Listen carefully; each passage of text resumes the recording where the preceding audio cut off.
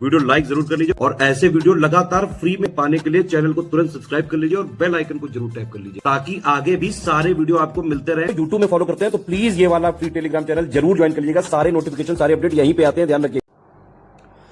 नमस्कार साथियों, स्वागत है आप सभी का स्टडी फॉर सिविल सर्विसेज में। ये है हमारी इन्वायरमेंटल साइंस की क्लास और आज की क्लास में हम पढ़ने जा रहे हैं वायुमंडल को। हालांकि ये टॉपिक हम ज्योग्राफी में ऑलरेडी कवर कर चुके हैं, तो यहाँ पर बस हम इसका एक छोटा सा मतलब इन्वायरमेंट के हिसाब से थोड़ी सी जानकारी लेंगे, क्योंकि मोस्टली इसका जो हिस्सा है हम ज्योग्राफी में ऑलरेडी बहुत डिटेल में कवर कर चुके हैं।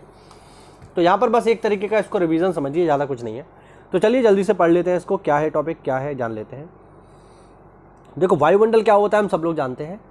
वायुमंडल क्या है? बेसिकली धरती के चारों ओर एक जो सघन गैसीय आवरण है, ये हमारी पृथ्वी के चारों ओर एक डेंस एयर का एक एटमॉस्फेयर है, या हम कहें एक लेयर है एयर की बहुत घनी। इसी को हम क्या बोलते हैं? इसी को हम बोलते हैं वायुमंडल। वायुमंडल बेसिकली तीन चीज़ों से मिलकर के बना होता है, ध्यान रखना। मैंने ये पहले भी ज्योग्राफी में भी आपको बताया है कि वायुमंडल में आपको मुख्य रूप से तीन चीज़ें प्राप्त होती हैं।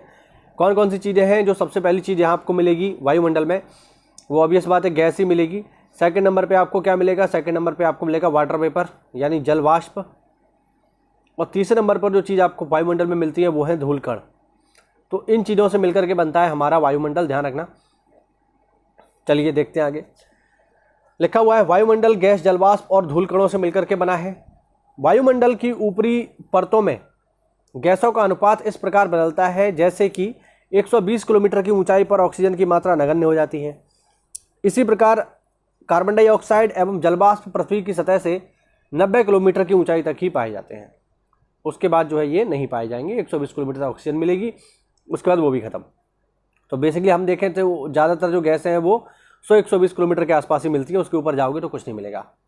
अब यहाँ पर कुछ बेसिक डेटा है वायुमंडल में कौन कौन सी गैसें हैं। तो सबसे ज़्यादा आपको क्या मिलेगी? नाइट्रोजन मिलेगी 78.8%। सेकेंड नंबर पे ऑक्सीजन मिलती है, सबको पता है 20.95, या इसे हम लमसम करके 21 बोल देते हैं। फिर है आर्गन 0.93, और फिर है ऑक्सीजन 0.036%, फिर है नियॉन 0.002%, और फिर है हीलियम 0.0005%। ज़्यादा कुछ नहीं, ऊपर वाले तीन याद रखना, बेसिकली चार याद रखना, ठीक है। नाइट्रोजन तो सबको पता ही है, ऑक्सीजन भी पता है, कार्बन डाइऑक्साइड जरूर देख लेना, 0.036% पेपर में आ जाता है। बाकी सब हमारे किसी काम का नहीं है। ये सब वायुमंडल की परतें हैं जो मैं आपको ऑलरेडी पढ़ा चुका हूँ। सबसे पहले आपको मिलेगा ट्रोपोस्फियर यानी क्षोभ मंडल, उसके बाद मिलेगा स्ट्रेटोस्फियर यानी समताप मंडल, उसके बाद मीजोस्फियर यानी मध्य मंडल, उसके बाद आयनोस्फियर, और आयनोस्फियर के ऊपर एक्सोस्फियर यानी बाह्यमंडल।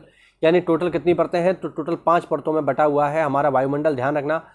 सबसे निचली जो परत है वो कौन सी है? वो क्षोभ मंडल है। सबसे ऊपरी परत कौन सी है? बाह्यमंडल है। ओजोन किस परत में पाई जाती है? तो ओजोन समताप मंडल में पाई जाएगी, ध्यान रखना। यही बेसिक बातें हैं। मौसम संबंधी घटना कहाँ होती है? मौसम संबंधी सारी की सारी घटना क्षोभ मंडल में होती है, आंधी तूफान बारिश वही सब है, ठीक है। अब जरा जल्दी से इसका रिवीजन कर लेते हैं। देखिए, लिखा हुआ है वायुमंडल में अलग अलग घनत्व और तापमान वाली विभिन्न परतों से मिलकर के बना है। जो मैंने अभी आपको अभी बताया वही है। पृथ्वी की सतह के पास घनत्व अधिक होता है, जबकि ऊंचाई बढ़ने के साथ यह घनत्व घटता जाता है। तापमान की स्थिति के अनुसार वायुमंडल को 5 स्तरों में विभाजित किया गया है: क्षोभ मंडल, समताप मंडल, मध्य मंडल, बाह्य वायुमंडल तथा बाह्यमंडल, ठीक है। वही जो मैंने आपको बताया वही है। क्षोभ मंडल सबसे नीचे का स्तर है, जो अभी हमने देखा। इसकी ऊंचाई 13 किलोमीटर है लगभग, है ना। ध्रुवों पर 8 है और वैसे 13 है, और विषुवत रेखा पर 18 किलोमीटर है, तो लमसम जो है 13 इसकी औसत ऊंचाई है। क्षोभ मंडल की मोटाई विषुवत रेखा पर सबसे अधिक होती है, क्योंकि तेज वायु प्रवाह के कारण ताप का अधिक ऊंचाई तक संवहन किया जाता है। इस संस्तर में धूलकण तथा जलवाष्प मौजूद होते हैं। मौसम में परिवर्तन इसी संस्तर में होता है, जैसा कि मैंने बताया कि मौसम संबंधी सभी घटनाएं यही होंगी। ये भी नियम है कि प्रति 165 मीटर की ऊंचाई पर आप जाओगे तो आपका टेम्परेचर 1 डिग्री सेल्सियस कम हो जाएगा, ठीक है। जितनी भी जैविक क्रियाएं हैं वो सब इसी मंडल में ही होती हैं। क्षोभ मंडल के ऊपर जाओगे तो क्या आ जाएगा? क्षोभ मंडल के ऊपर जाओगे समताप मंडल आ जाएगा। क्षोभ मंडल और समताप मंडल को अलग करने वाले भाग को क्षोभ सीमा कहते हैं। विषुवत वृत्त के ऊपर क्षोभ सीमा में हवा का तापमान 80 से 80 डिग्री सेल्सियस तथा ध्रुव के ऊपर -45 डिग्री सेल्सियस होता है। यहाँ का तापमान स्थिर होने के कारण इसे क्षोभ सीमा कहते हैं। समताप मंडल इसके ऊपर 50 किलोमीटर की ऊंचाई तक पाया जाता है।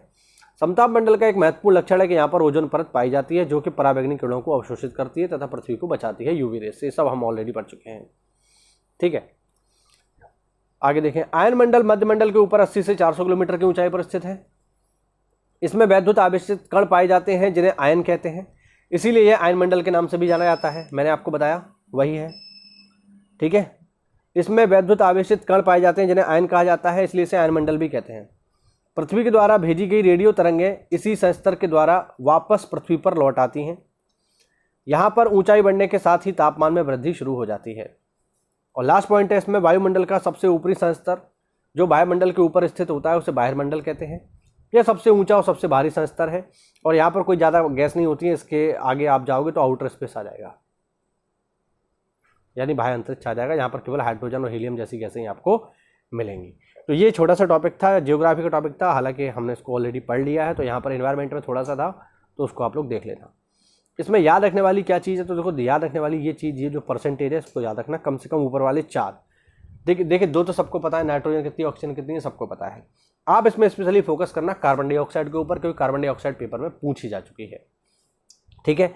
तो उम्मीद करता हूँ ये छोटा सा वीडियो था, आपको समझ में आया होगा। और अगर आप हमारे किसी भी पेड ग्रुप प्रोग्राम से जुड़ना चाहते हैं जो कि PCS, BEO और RO परीक्षा के लिए चल रहे हैं, तो दिए गए नंबर्स पर कॉल करके आप हमसे जुड़ सकते हैं। मिलते हैं साथियों अगली क्लास में, तब तक के लिए जय हिंद, जय भारत, वंदे मातरम।